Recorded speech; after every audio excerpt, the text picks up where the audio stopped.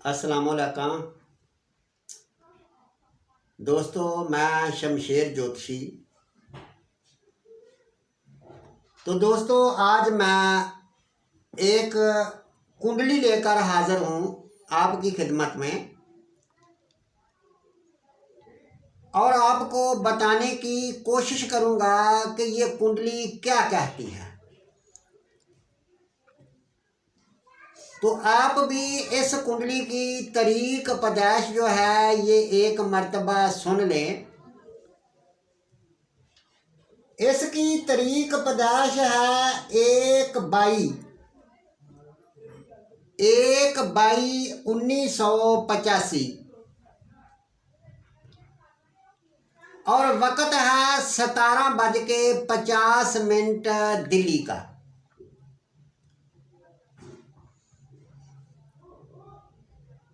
तो इसका सवाल था शादी के बारे में। तो हम शादी से हटकर इस पूरी कुंडली के ऊपर एक मर्तबा निगाह जो है ये डालते हैं।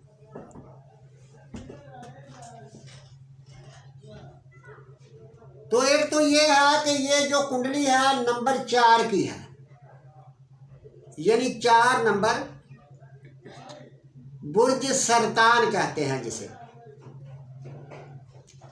स्यारा इसका कमर है मून, चंद्रमा।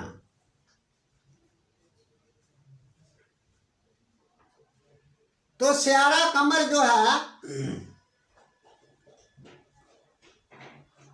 ये लगन है, लगन।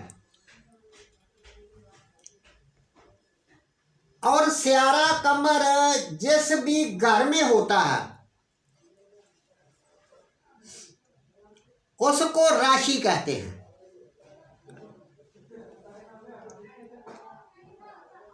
यानी राशि से मैं एक आपको थोड़ा समझा दूं एक बात।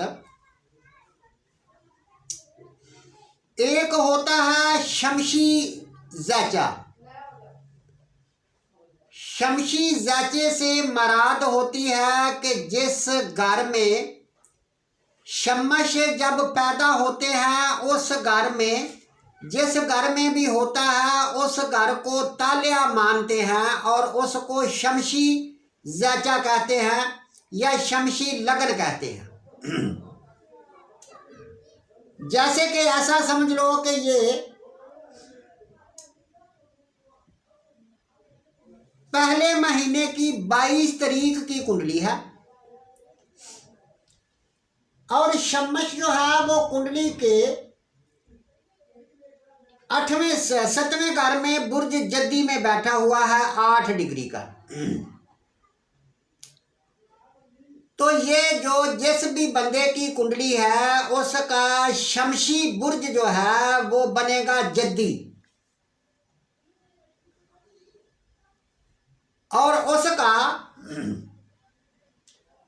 जो जन्म कुंडली का बुर्ज है वो बनेगा बुर्ज सरतान और उसका कमरी बुर्ज जो है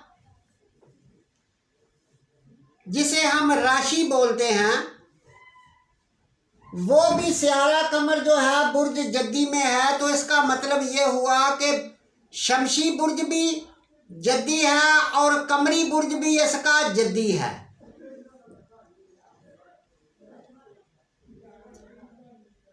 तो कोई भी बंदा, जिस बंदे का भी स्यारा कमर जिस भी घर में होता है उसके जब गोचर में 12वें घर में जोहर आता है तो उस वक़्त उसके ऊपर साढ़ सत्ती लग जाती है।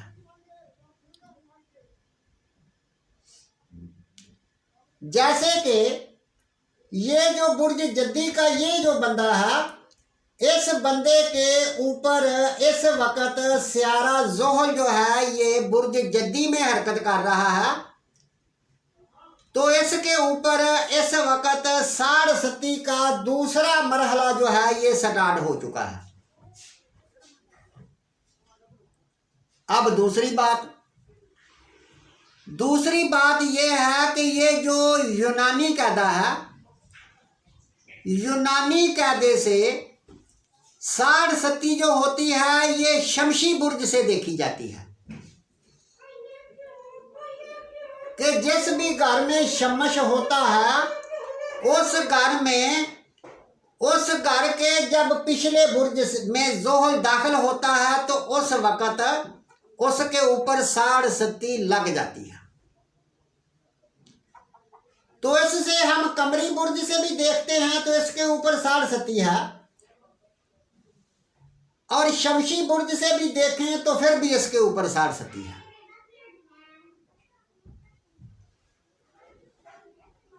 तो इसके ऊपर इस वक्त जो दिशा चल रही है, जो दौर चल रहा है, वो स्यारे मुश्तरी का चल रहा है।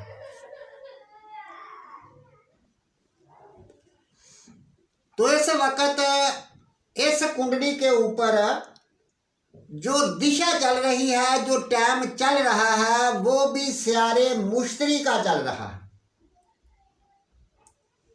तो मुश्तरी जो है वो कुंडली के छठे घर का और नौवें घर का मालिक है। तो नौवां घर इसकी किस्मत का है, बाप का है, बरूने मुल्क का है, मजहब का है।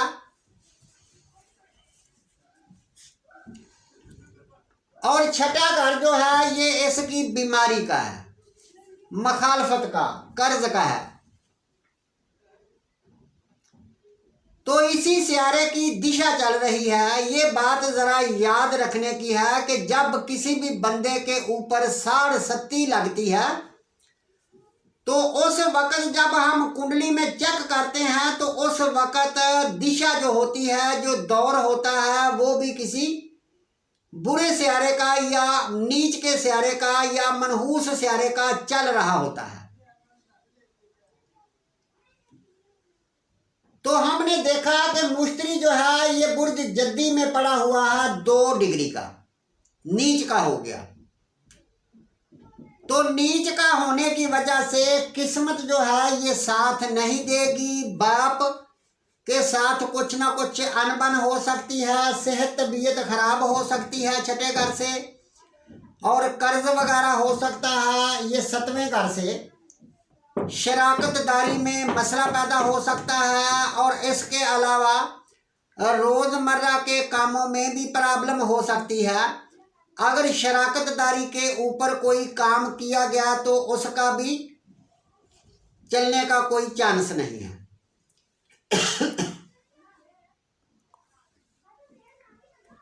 तो इसी तरह हम तालिया का मालिक जब देखते हैं तो तालिया का मालिक जो है ये भी कुंडली के 7वें घर में बैठा हुआ है 25 डिग्री पर।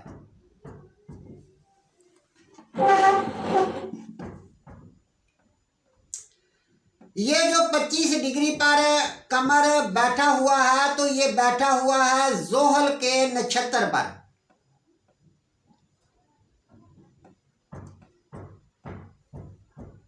स्यारा कमर बुर्ज जद्दी में बैठा हुआ है जोहल के नक्षत्र पर। और रिजल्ट इसका कौन देगा? रिजल्ट देगा इसका राहु। तो राहु कुंडली के बैठा हुआ है 11वें घर में।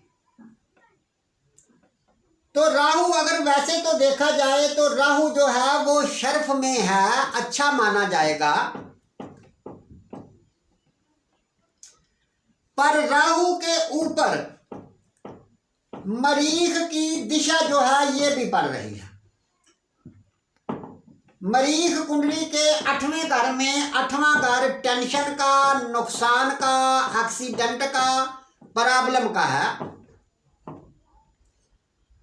और इसी तरह मरीख अपनी 8वें घर से नजर जो है ये डाल रहा है राहु के ऊपर।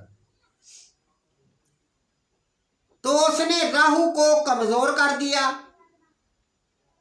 जिसका मतलब ये हुआ कि राहु कुंडली में कमजोर है।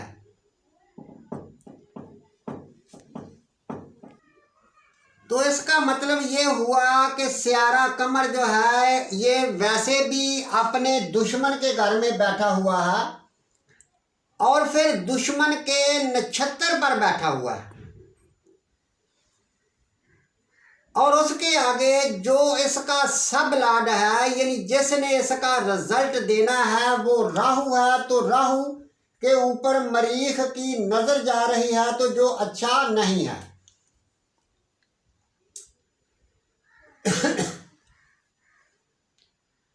अच्छा, दूसरी बात एक और बता दूं, थोड़ा जूम करने का तरीका।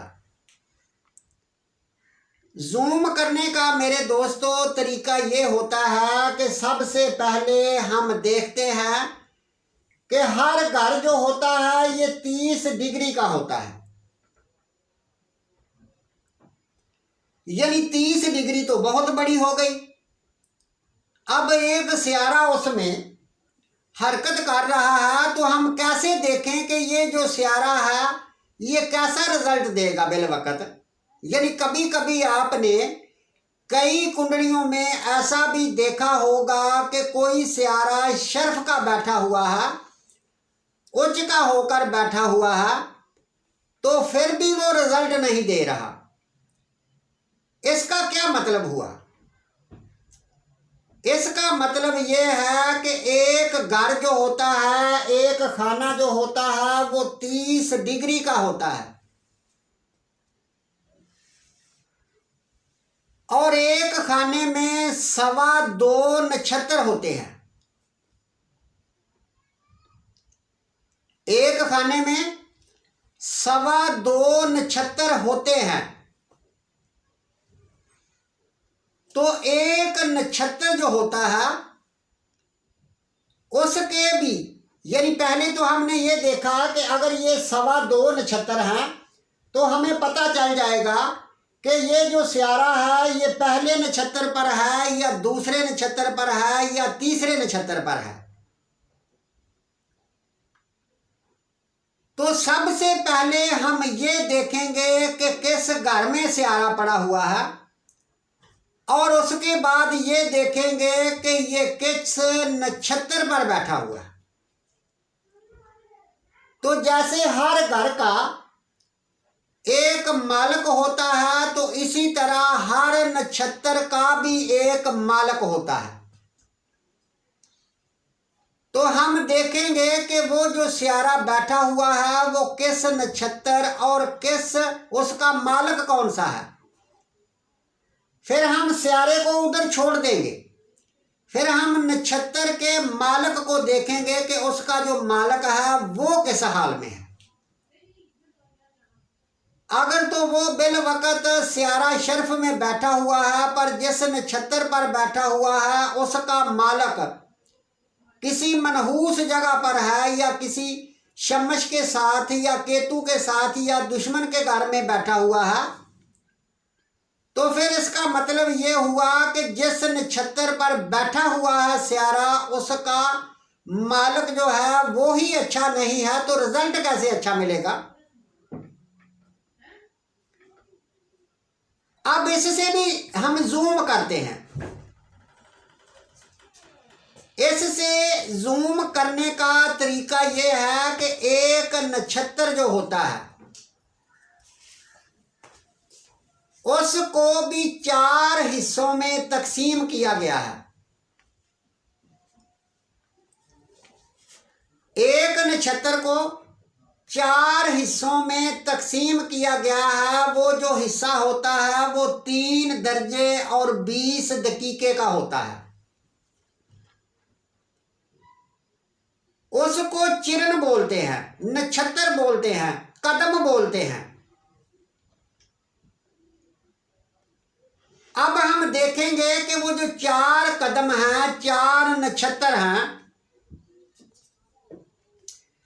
वो जो स्यारा पड़ा हुआ है पहले कदम यानी पहले नक्षत्र पर है, दूसरे नक्षत्र पर है, तीसरे नक्षत्र पर है या चौथे नक्षत्र पर है।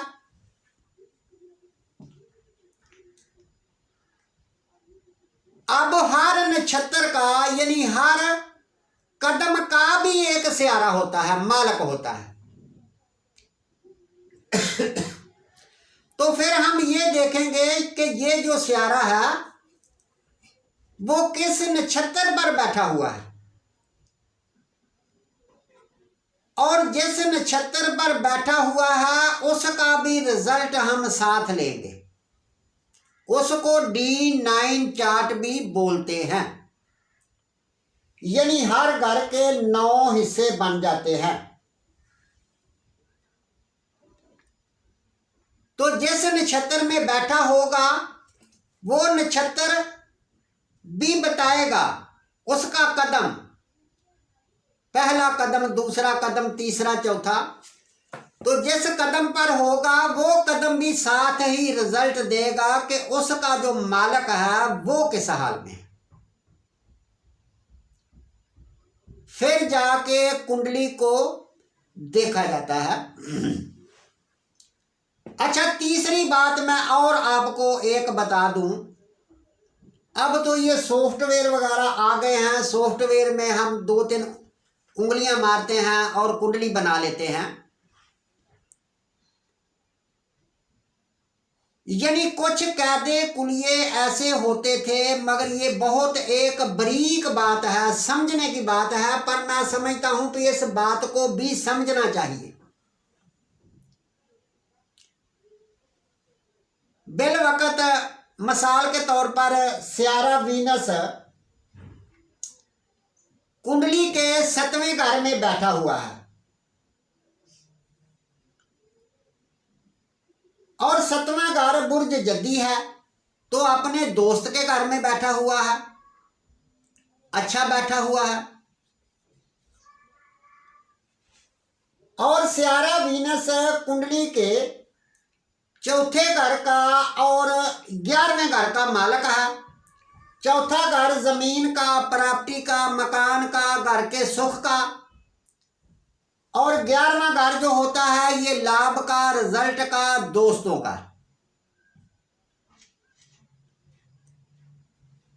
अब तरीका इसका ये है कि जिसको हम बोलते हैं, यानी ऐसे समझ लो कि मिसाल के तौर पर एक स्टार है,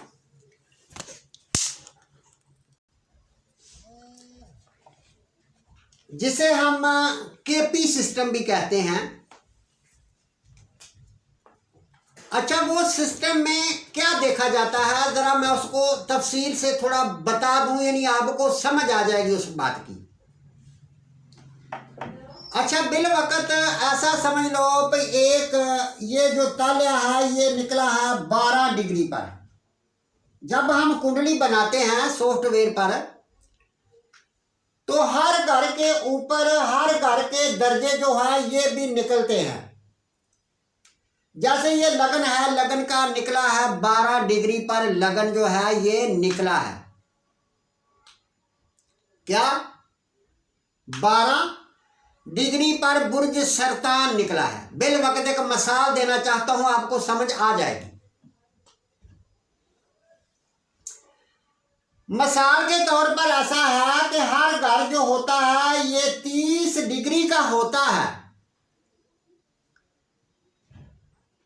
तो हमने जब ये तालिया बनाया, यानी ये टाइम दिया, तो उस वक्त हमें 12 डिग्री पर ये जो घर था ये तलू मिला।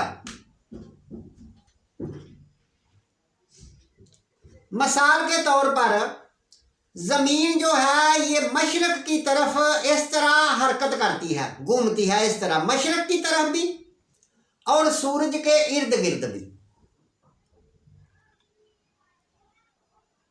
तो एक जाविया था, यानी एक तूल बल्द अर्ज बल्द था, यहां हम बैठे हुए हैं, यानी दुनिया के किसी भी खिते में। तो ऐसे समझ लो कि जैसे ये जमीन घूम रही है, तो हमारी जो तूल बल्द अर्ज बल्द है ये एक तीर लगा हुआ है इधर। तो ये बिल वक्त बुर्ज सरतान यहां से शुरू हुआ है, ये तीर के सामने से। तो जब ये जमीन नीचे घूम जाएगी थोड़ी, यानी 12 दर्जे, तो पता ये चला कि ये जो 12 दर्जे तीर के नीचे चली गई है ये गरूब हो गई है, और जो बाकी हिस्सा है 18 दर्जे का वो अभी रोशन है, वो अभी तलू है। तो इसका मतलब ये हुआ कि ये जो 12 डिग्री है ये गरूब हो चुका है,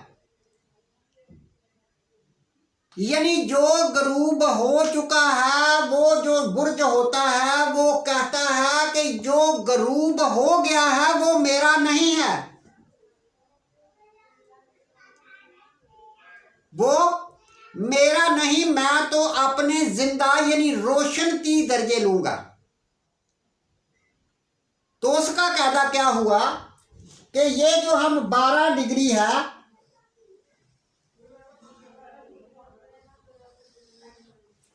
ये 12 डिग्री जो थे हमने जो स्टार्ट करना है इस घर बुर्ज सरतान को, वो हम 12 डिग्री से शुरू नहीं करेंगे। तो 12 से 13 नहीं, वो 12 तो इधर थे ये वाले, तो ये 13वां दर्जा जो है ये यहां से स्टार्ट होगा नंबर 1। नंबर 13 से बुर्ज सरतान का दर्जा शुरू होगा नंबर 1।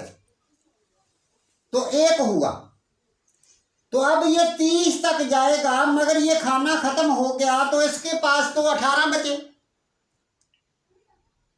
मगर ये है कि ये जो इसके पास 18 बचे हैं इसने अगले घर से 12 दर्जे ले लिए हैं और इसने अपने 30 दर्जे पूरे कर लिए हैं। तो अब हम देखते हैं कि बिल वक्त स्यारा जोहरा जो था, इसी तरह 7वें घर के ऊपर आ जाओ, ये 12वें की मिसाल कि वो जो स्यारा जोहरा था वो कुंडली के 12 डिग्री के पीछे था, इधर था स्यारा जोहरा, वो बिल वक्त था 9 डिग्री पर। तो ये जो स्यारा जोहरा है ये 9 डिग्री बुर्ज सरतान पर है। जो सॉफ्टवेयर वालों ने बता दिया है उन्होंने बता दिया कि ये स्यारा जोहरा बुर्ज सरतान में 9 डिग्री पर है, पर जब हमने देखा कि 12 डिग्री पर तो ये घर तलू हुआ था, तो स्यारा जोहरा जो था ये 9 डिग्री का था। इसका मतलब ये हुआ कि वो स्यारा जोहरा जो है वो बुर्ज सरतान का है ही नहीं, वो पिछले घर का है, जोजा का, यानी जोजा का होकर वो बुर्ज सरतान में हरकत कर रहा है। तो रिजल्ट किस घर का देगा? दोनों का, 7वें का, 12वें का भी और पहले का भी। तो इसी तरह अगर वो स्यारा कुंडली के 7वें घर में बैठा हुआ है बिल वक्त 12 डिग्री, जैसे मैंने आपको समझाया है, तो वो स्यारा वीनस जो है वो कुंडली के 6ठे घर का भी रिजल्ट देगा और 7वें घर का भी रिजल्ट देगा।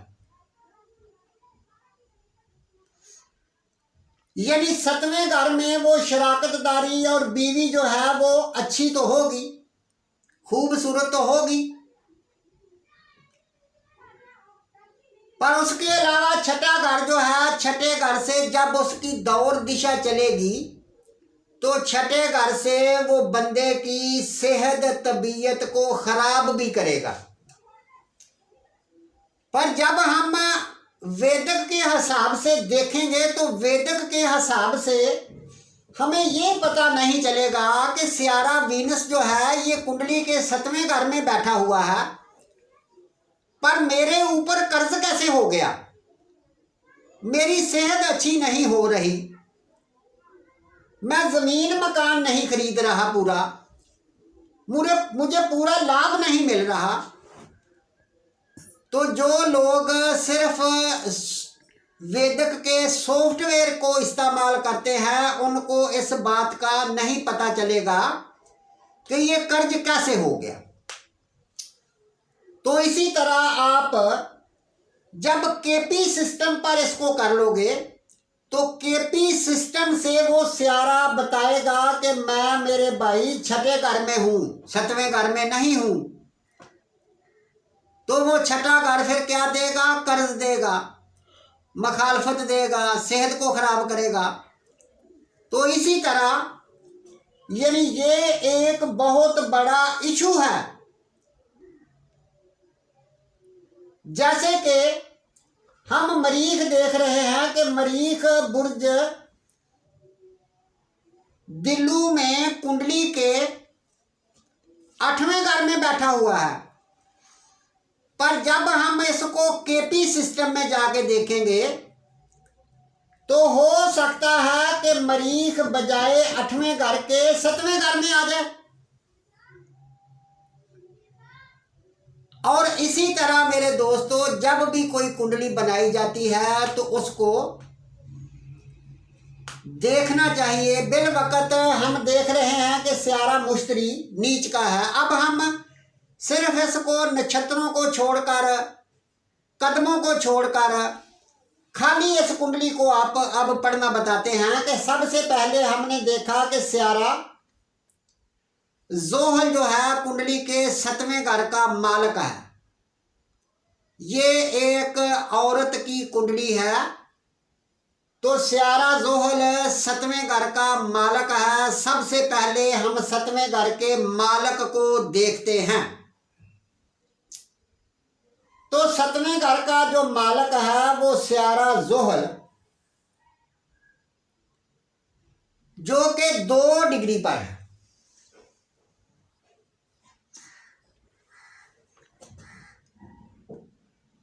एक तो कोई भी स्टार जब कुंडली के 0 से लेकर 6 डिग्री के अंदर होता है तो वो स्टार बिल्कुल निल होता है, उसका रिजल्ट नहीं माना जाता या वो रिजल्ट बहुत कम देता है। दूसरी बात, जब कोई स्टार कुंडली में 26 डिग्री से ऊपर चला जाता है, 27, 28, 29 यानी जितना भी ऊपर चला जाए, तो वो स्टार बूढ़ा हो जाता है। यानी वो फायदा रिजल्ट देना तो चाहता है मगर बूढ़ा होने की वजह से वो दे नहीं रहा।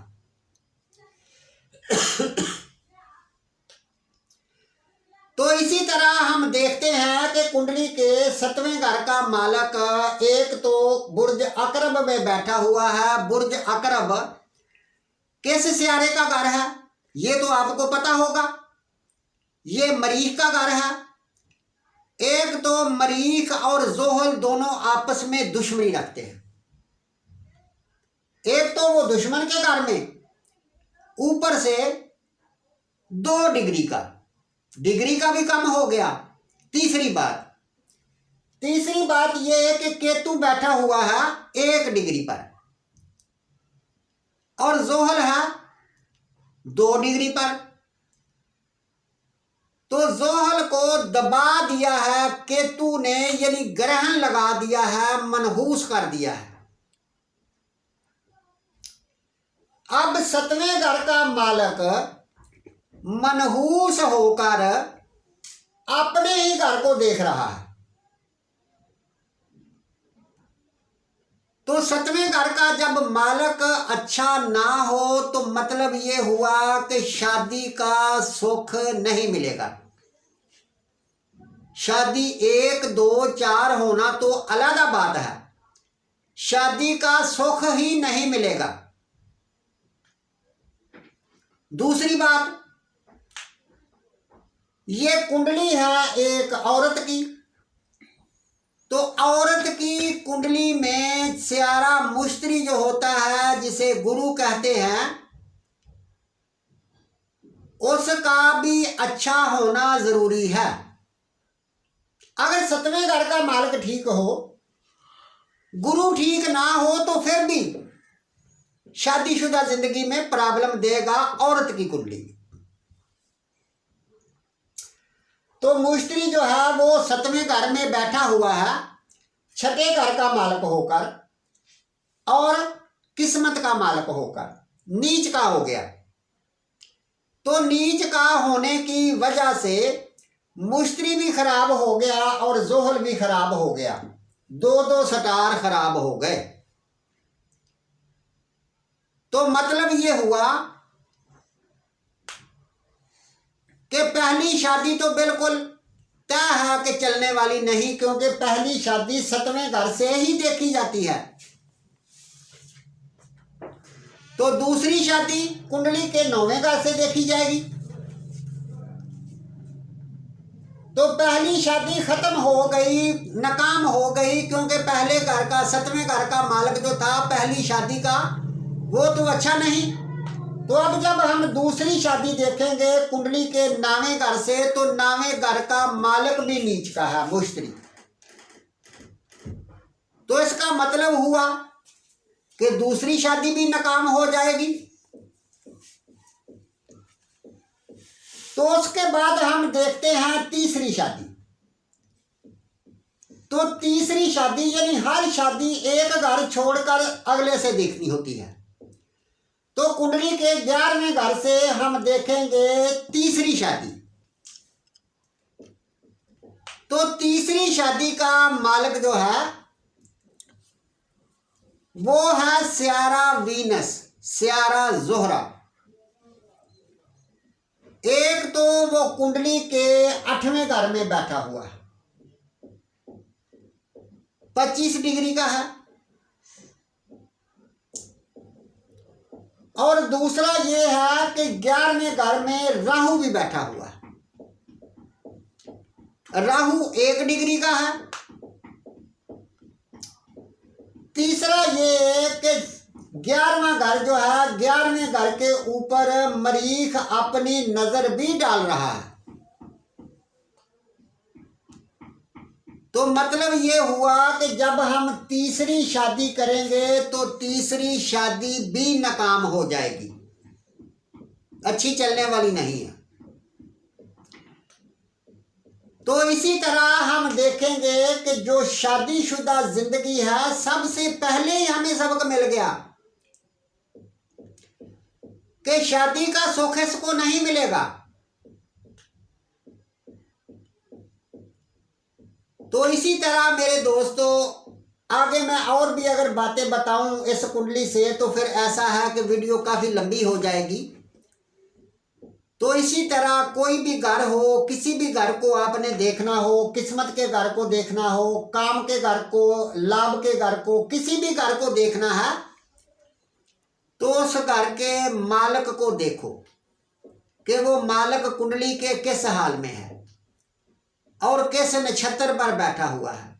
उस नक्षत्र का मालिक जो है वो किस हाल में है, वो कौन से कदम पर बैठा हुआ है, चरण पर बैठा हुआ है, पहले चरण पर, दूसरे पर, चौथे पर।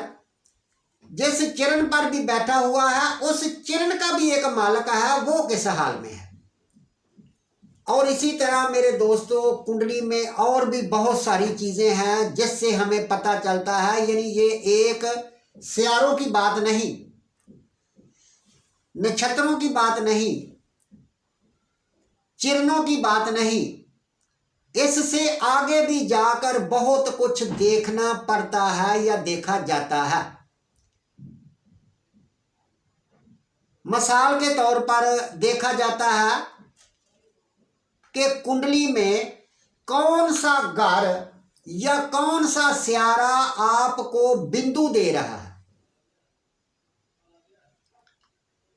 बिल वक्त हम समझते हैं कि मिसाल के तौर पर ये मुश्तरी है, ये मुश्तरी हालांकि नीच का हो गया, या जोहल है जो कि 2 डिग्री का केतु के साथ लग गया है।